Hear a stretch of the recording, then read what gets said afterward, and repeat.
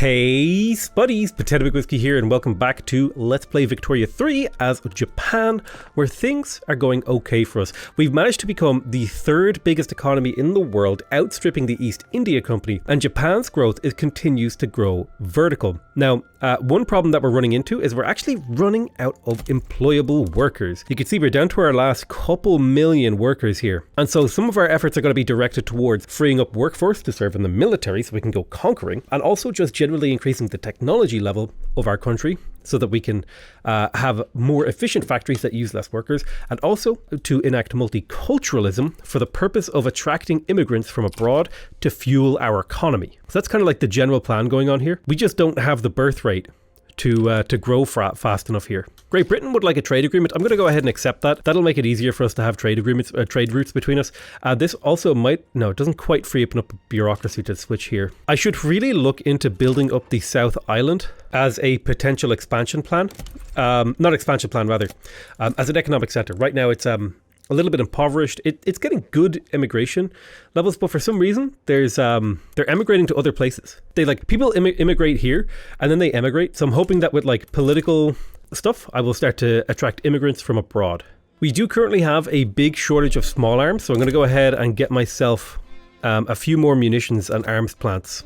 So one problem we're running into is that we have a decent amount of turmoil coming from, as far as I can tell, the fact that we have a lot of discrimination in Japan. So we can deal with that turmoil problem either by violent suppression or by passing multiculturalism. And I think passing multiculturalism just seems like the easiest way to deal with the problem. We won't have any legal discrimination against any of the non-Japanese people in Japan. That should reduce turmoil, it should increase pop growth, it should increase everything really. It should just be a net good for our economy from a numbers standpoint. However, there is a big downside to multiculturalism, is that it gives me a lot less control over the nation. I will lose a lot of authority, and there will be a lot of political movements that I don't have a lot of control of as well. So it's not all sunshines and rainbows. There are going to be downsides, but the downsides I think I can deal with. We did just get improved fertilizer, right? Giving us access to improved fertilizers for chemical plants, which will allow us to produce more fertilizer. We don't actually need more fertilizer right now, as far as I'm concerned. But most importantly, it means that my farms can use more fertilizer. We're also going to spread the word about the gold rush in the South Island. That's going to get us 125% migration attraction down here, which should get people moving here, and then we'll be able to turn this into a second Japan, right? It's going to be cranking out production and stuff like that. But since we finished fertilizers, that is going to allow us to more efficiently use fertilizers, therefore make more explosives, because explosives and fertilizers are kind of like a byproduct of the same process. We need to start thinking about getting a steam navy. So I think reforming the navy is going to be the main goal here.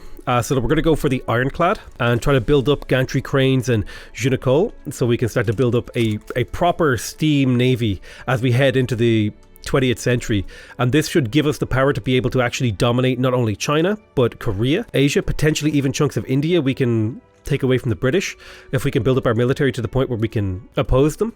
I'm also now at the point where I'm going to turn on auto expansion for all of my industries. What this will do is, if my industry is full in terms of production, it has what's the word I'm looking for? It has all of its money, right? It's filled up its cash reserves, and there's not too much left in the construction queue. It will automatically expand. This will mean if I ever lapse and don't pay attention to the construction queue, any of my profitable buildings will actually expand themselves and continue to be profitable. So I'm just going to activate that for everything. Another thing that I'm going to do is I am going to go start using railway. I'm going to start using rail transportation for everything because I want to make my economy more efficient. I want to free up workers across the board. And I'm going to switch over to fertilizers in all of my farms, which should massively increase the profitability of those farms. But more importantly, it'll massively increase the profitability of my chemical plants, which are producing the really, really important explosives that will be used in my military adventures that we're building up towards.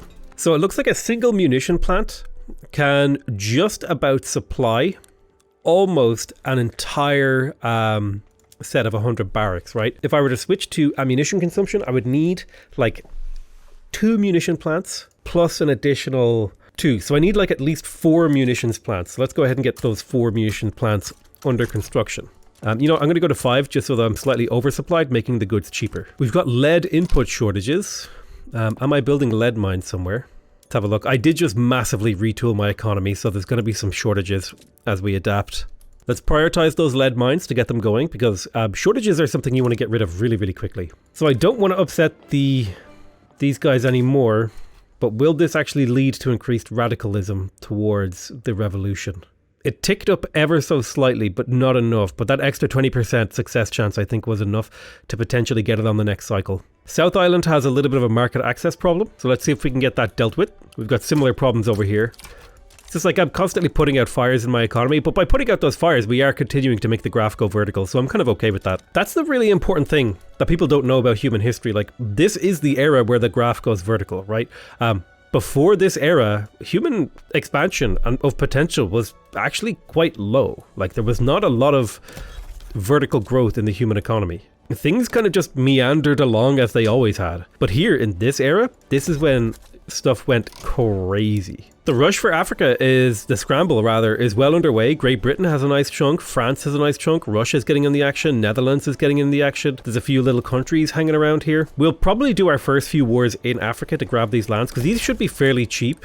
Yeah, it's only 50% cheaper, but I think our main goal now will be, at the turn of the 20th century, is to look to become a recognized power. And I know this might sound a little bit insane, but I think Russia might be our best target to force recognition, because their navy is so weak. They're still using line infantry and mobile artillery. We can get way ahead of them technologically with our army quite easily and be able to dominate the seas around here and just do like a little bit of invasion in Eastern Russia. What are they going to do about it, you know? The big thing we need to do is to try and get a global power on our side, like France or Britain. So I'm going to start improving relations with them again, although France really hates me. I need to get the UK on my side. Between me and the UK, we should be able to dismantle all the old great powers, and then I'll be strong enough to take on the Brits themselves.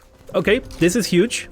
So we just completed passing multiculturalism. Now, this will really piss off a bunch of people in my country. That's fine. However, look, already a large number of French people have begun migrating to the state of the South Island. Now, our migration attraction applies globally in a big way. We're going to start getting migrants basically everywhere, but in particular to our colonies, because we have super high attraction in our colonies, but especially to New Zealand. So if you just look here, you can see the population is absolutely shooting up as people migrate here from all over the world, and not only all over the world, but all over the country. We should also start to see pretty good migration attraction just across my empire, which is going to be really, really good. We should start to see like this population growth shoot up. In terms of other political reforms, I think we'll stay as a monarchy. That one seems to have very few downsides for me. Public schools is really, really good because it provides you with assimilation, which foreign pops whose culture is accepted in the country and who do not live in one of their homelands may assimilate in one of the country's primary cultures. So people who immigrate to my country, we can assimilate much faster. But we can't afford to pass public schools yet because very few people are in favor of it. The industrialists don't like it, so we would need to like empower the trained unions. That would be like maybe a long-term thing to do. We also might want to consider social welfare, although that will be something we might wait until our people decide for themselves.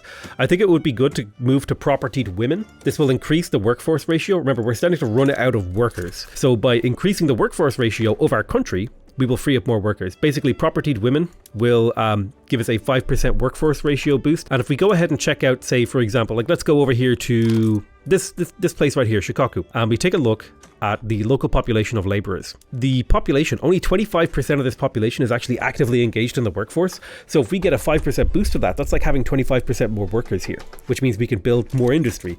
And not only that, but it'll also theoretically reduce wages and increase productivity at the same time. So if I click in here, I think my munitions plants have been completed, as have my arms industries, but we're not consuming enough guns.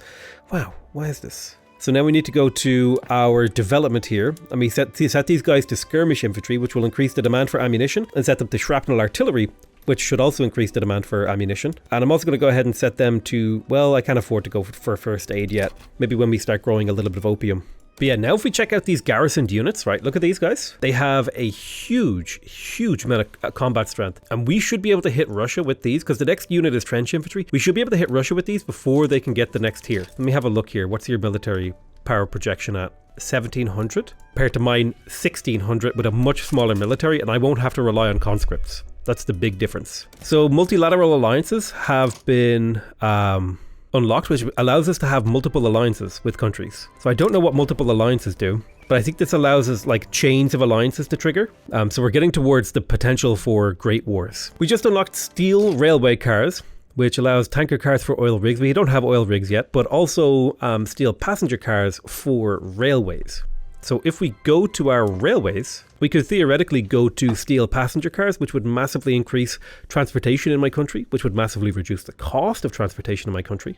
And I think we will do that. Cheap transportation seems like a really good idea to me. So we've got a massive influx of workers to the South Island here. See, they've got like 64k free workers. So what we need to do now is to start actually building industry here. This will increase the quality of life of the people living here, thus attracting even more immigrants. So we can build up this as a really big state. We might even want to consider incorporating it and building some government management here once it reaches a reasonable population level. One thing we might want to consider moving towards is switching to total separation of church and state. This will open up immigration from countries that don't even share our religion. Right now, most of the immigration, if we go ahead and like take a look at this fishing wharf, you can look at the employment.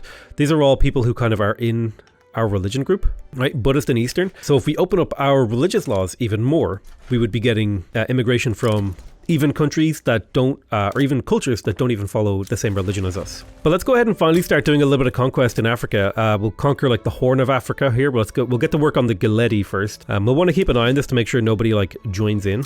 And one thing I'm also going to do is to start to build a local military in Africa. Just like 5 barracks per province should be enough to provide a little bit of a defense force. Yeah, this is really, really, really nice. We're starting to get a lot of immigration from even countries that aren't our religion. Maybe I misunderstood how the religion thing works. Okay, this is a really big step forward for us in a naval standpoint because now we can build steamships in our shipyards. Steamers are an advanced version of clippers, so we'll be able to make steamships and clipper shards. We can also make ironclads, which, we can also have ironclads in our naval bases, which will use ironclads and ammunition. We can also do steam trawlers, which will increase our fishing output at the cost of some steamers.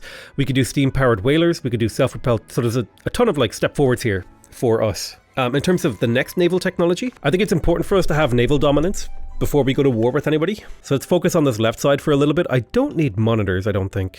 Let's go for gantry cranes so we can increase our port levels and stuff like that. So this development will trigger some changes here in my shipyards. We're going to be going almost exclusively to a steamer production line. Now this is going to cause a massive disruption. We also want to make sure that we're doing some kind of extensive military shipbuilding. Now we also need to make sure that we have a good consumption of clippers. So our fishing wharves will be going to steam trawlers and our whaling stations will be going to steam trawlers. And we'll kind of see how that pans out for our economy. Right, for our ports, we can't actually go to industrial ports yet, so what I might do is see if I can import clippers at a reasonable rate from someone, so like from Russia and the Dutch, to just cover my clipper costs for the short term. But right now, steamers are relatively cheap. They'll become more expensive once we have, I think it's a floating harbour will allow us to do industrial ports. Yes, the floating harbour will allow us to use steamers, so we're modernising our navy. Unfortunately, I've got a rather large authority deficit, so I'll have to start cutting out some consumption taxes, which I do not like, because these are a really efficient way for me to generate tax revenue. But I can't handle the negative impact on how people feel about me. Having low authority upsets people. So there's a couple of wars. I'm at war with Geledi, and I should be able to completely dominate them. I don't think they have much in the way. Yeah, they just have line infantry with mobile artillery. My average attack and defense is like triple there, so this should be a very, very simple and straightforward war. I've also got a little war going on over here. Oh yeah, they're getting shredded compared to my infantry, getting absolutely shredded. We're taking some wounded and some dead, but you know, that's to be expected. I haven't really fiddled with my political situation right now. Let me have a look. You want to join the Constitutional Reform Party? That's fine. A lot of my interest groups are super angry. The good news is that they are not very strong. They're really, really angry, but they're very, very weak. And we've managed to empower the industrialists, the intelligentsia, and a little bit of the trade unions and a little bit the peasants. But in particular, the landowners are no longer the shogunate, they're just landowners, and the armed forces are no longer the samurai, they're just the armed forces. Oh right, did I remember to switch my naval bases to ironclads? I did not. So let's do that. So we're in a little bit of a deficit again, but I'm not worried about this particular deficit. Most of this deficit is coming from the fact that small arms are still really expensive. I need to like export more artillery. You can see the population graph started to go a little bit more vertical as we started to pump in immigration. We definitely might want to consider moving towards private health insurance once propertied women is passed. Hopefully it passes here. Okay, we did not get it. We got a 10% enactment chance. Okay, that's fine. Oh, it looks like Oman and Revolutionary Oman have been at war for like the majority of the game because they can't actually deal with each other. That's hilarious. I think I'm going to conquer this Revolutionary Oman area. It's actually got reasonably good GDP, like almost 1 million. But the good news is we did take a chunk out of the Ethiopia HQ, and now I think I'm going to continue to expand along this coastline. This was a decent little area. It had good plantations, and we should start to see the quality of life here climb. Now, if we take a look at our diplomacy, we have a little bit of infamy, which is fine. We'll be able to deal with that as time comes. It's good to have infamy because that means you're burning it off. If you don't have any infamy, it's essentially a resource that you're wasting. So if your plan at all includes expansion, then you should be expanding like while your infamy is low so that it can be lowered.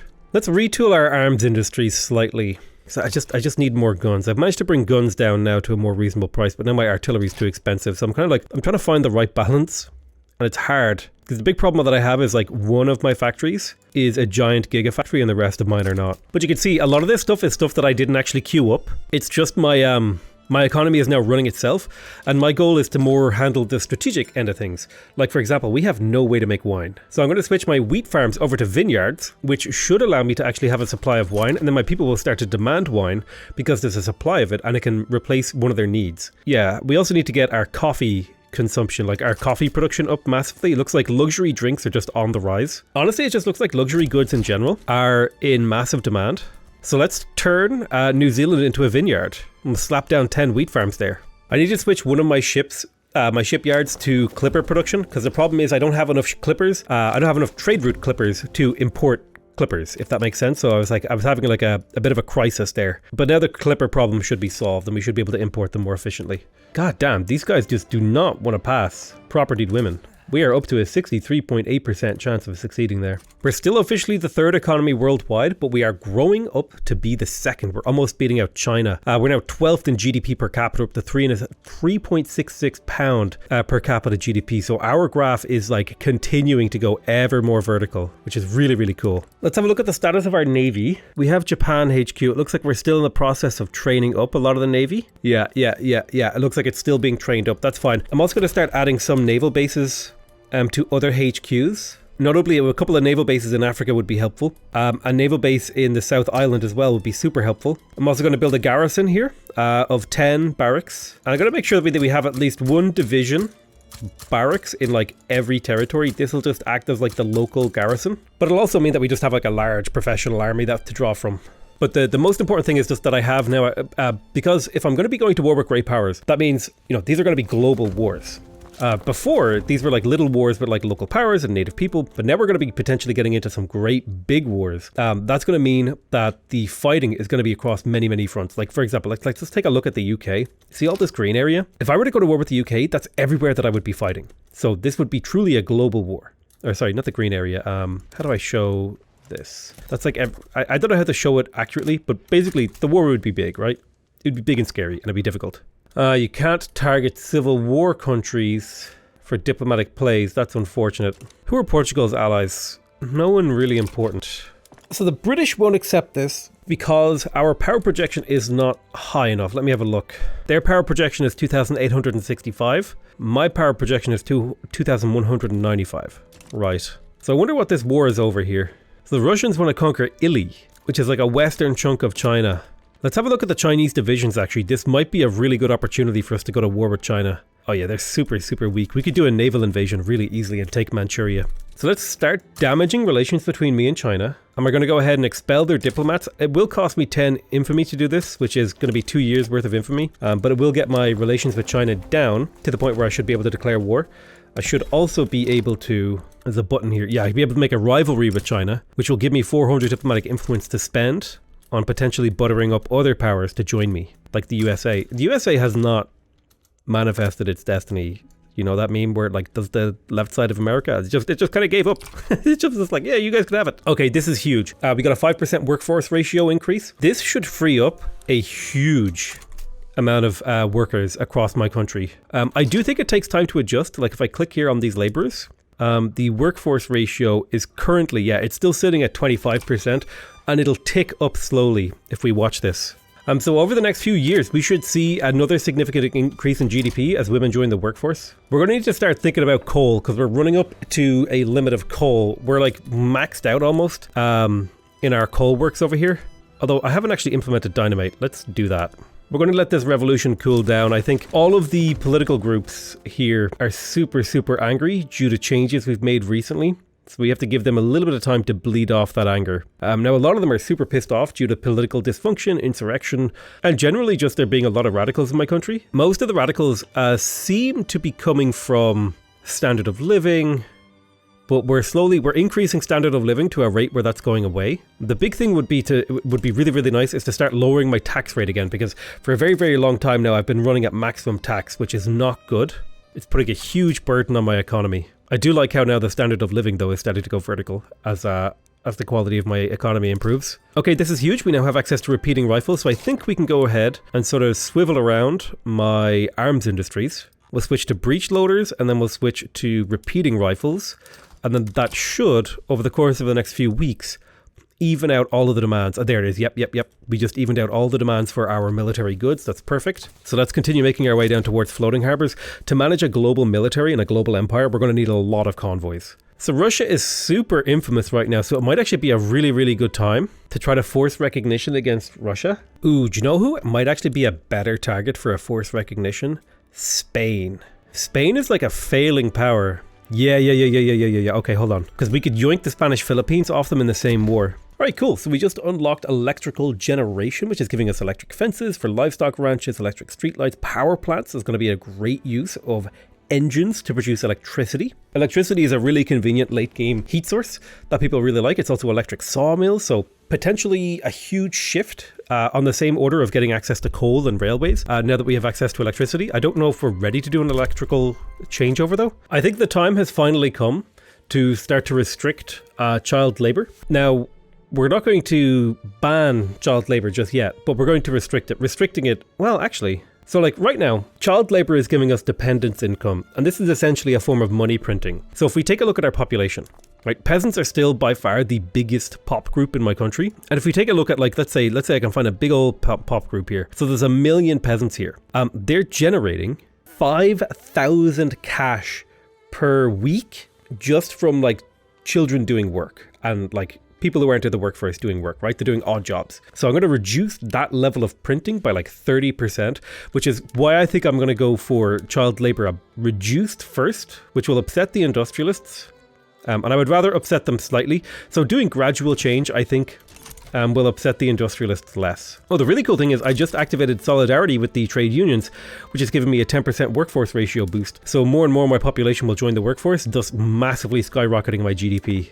I managed to crash the game. Well, let me go ahead and reload an autosave real quick. Annoyingly, I'm getting caught up in a lot of native thingies, which means I can't start my own diplomatic plays. It's kind of annoying. China amazingly holding back the Russians here. China showing off just how backward Russia is. Get destroyed, Russia. You thought you would be cheeky and steal a province? The province they were going for isn't even that good. I don't know why they would do it. But yeah, we didn't quite manage to get forced recognition, but we did bring our economy back to a much healthier state. We are positive on things. We have a massive holding in Africa. And I would say that we're on the verge of declaring a war. If I could just get out of these diplomatic plays, I think we might be able to do it. And particularly, we're going to be doing it against Spain. And once we are a fully recognized great power, we will be able to do a lot more military adventures. Also, I'm a leading producer for like an insane number of goods. I have like one of the strongest economies in the world. It's insane how strong my economy is. I've officially become the #2 economy, outpacing the Great Qing. God damn, this guy, Haihachiro Togo, is like insane. He's an expert naval commander, which is giving him 30% offense and defense and basically no chance of rough waters. He's got he's direct, 10% more offense and aggressive maneuvers, and he's meticulous, giving him even more. Like, this guy's just rolled like god stats. I need to start looking into maybe recruiting even more generals. I also need to get my bureaucracy up. The cost of maintaining my country is becoming expensive. I also need to get my education up. So there's a whole bunch of like things that I need to just get around to. We've successfully completed the bolstering of our military, but I think on the cusp, once this war is finished here, I think in the next episode, we're going to try and force Spain or potentially Portugal. I think Spain counts as a great power. So if we could force Spain to recognize us as a major power, we'll be able to maybe move on some other great powers as well. So I'm going to call that the end of the episode. I love you all very much, and I'll see you guys next time. Bye-bye.